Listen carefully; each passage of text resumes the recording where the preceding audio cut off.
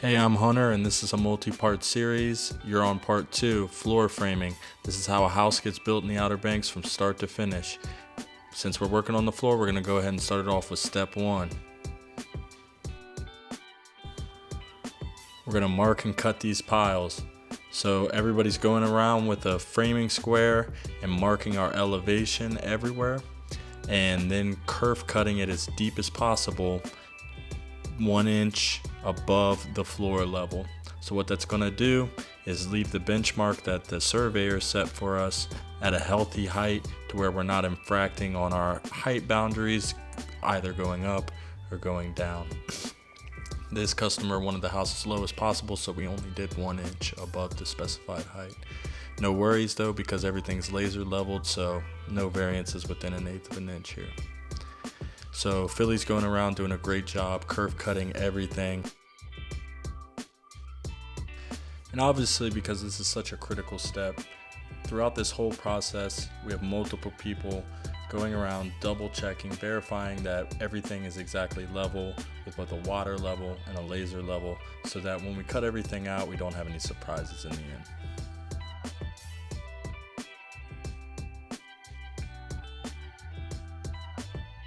So this specific house is really interesting to me, and it's kind of ironic that we're doing this because me and my partner Olivia, about 8 years ago, we built a house that is the exact same floor plan as this, just scaled up. So it's really kind of an interesting thing to redo everything and revisit our own personal home build on a smaller scale.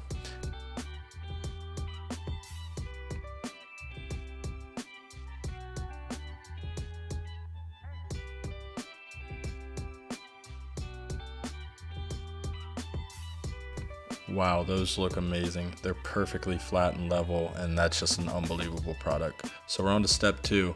We're gonna place the girder in the joist, and what the guys are doing right here is any of these girders that are larger than 11 1/4, we just go ahead and pre-plane them, because if not, your corners will have different heights and it'll really lead to a really unflat build. So we just go ahead and take care of that now so we don't have to fuss with planers and grinders later. And the cut portion will be up and not exposed to any weather. It's actually going to have a kiln drying piece of wood on top of it. So here we have our stack of lumber, and there it is all stacked up on the piling. It's a beautiful thing when it all comes together. So the guys right now are taking their time, making sure everything's nice and flat and level, because this is going to be the suspension that's going to hold up the house. So Cheche's here doing a great job cutting everything for Lecho as he's marking the centers, and we're just going to keep running it and keep everything nice, square, level, and flat.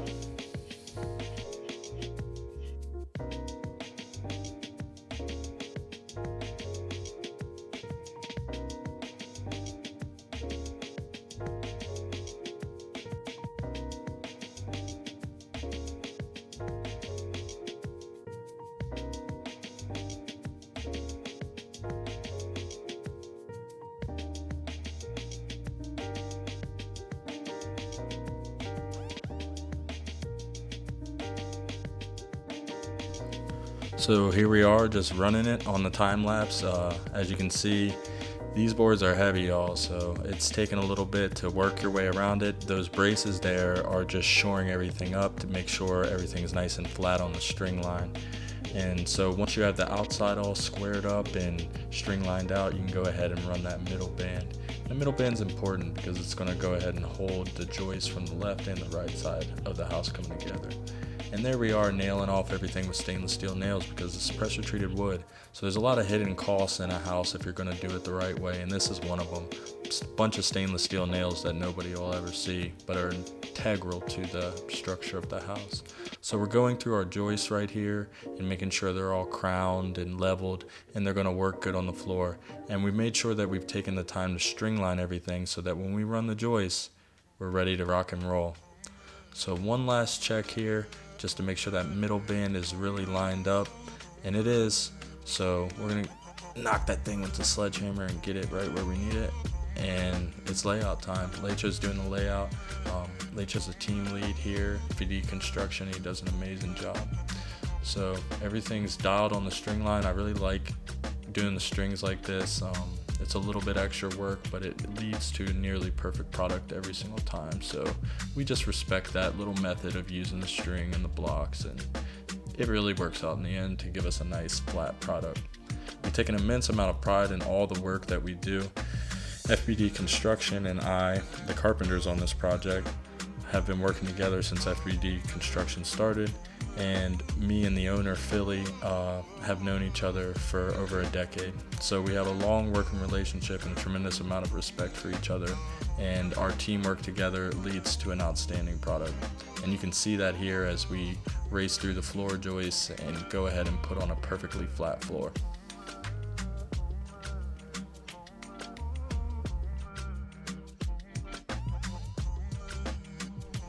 And we're happy to see that the dumpster has been delivered.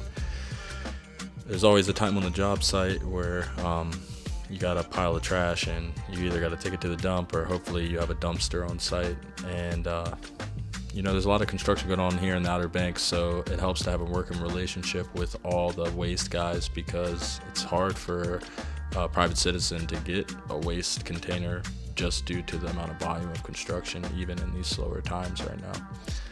So all the guys are looking at the crown. That's very important here when you're running the joist, to make sure that the crown is facing up consistently throughout the floor. When the boards are sawn, they all have a slight bow going down the linear length of them, and you want that bow up so that the plywood and the weight of the house almost compresses it into a perfectly straight board. So here we are, step 3. This is the subfloor. This is the final step of this series of the floor. We're just going ahead and making sure that all of our glue is down and nice thick bead is ran, so that when we set the plywood, it almost suctions to the glue. This is an important step, as it's going to be living with the house for the life of it, and it's going to prevent squeaks in the floor for the homeowner and future owners of this home down the road. We try to build from the context not of the customer that we're working for at the current time, but whoever may buy the house from this customer. So it's important to have that longevity in mind when you're doing these steps, because it's really easy to overlook these critical details, like making sure you're exactly 16 on center all throughout. It's ultimately going to make it easier for the next steps, as you'll see down the road. So here is Lecho. He's walking the tightrope. It's easy for him. He's an expert in this. So he's going ahead and running that chalk line all the way down to give himself a perfect line, and pop, there you go. So look at that floor. You really can't get much better than that. It is perfectly flat, and that's because of all the work and care we put in prior to running these joists in this subfloor. So if you take all the care on the front end, ultimately this subfloor is going to go like a breeze. And here we are. We're just going to go ahead and run it. Hey, I appreciate all of you guys who've watched all of our videos prior to this one. And ultimately, if you're interested in construction in the Outer Banks, or just interested in doing any projects with us, again, my name is Hunter, and I have an expansive team of people that we've worked with for over 8 years. And I'm excited to hear from you. If you're interested in doing any projects like this in the Outer Banks, just give me a call. You can reach out to my website, modernbuilderobx.com. Olivia and I are a partnership. We've been living and working and loving each other for a long time, and we can't wait to hear from you guys. So we're going to go ahead and wrap up this video and get on to part 3. Thanks for watching.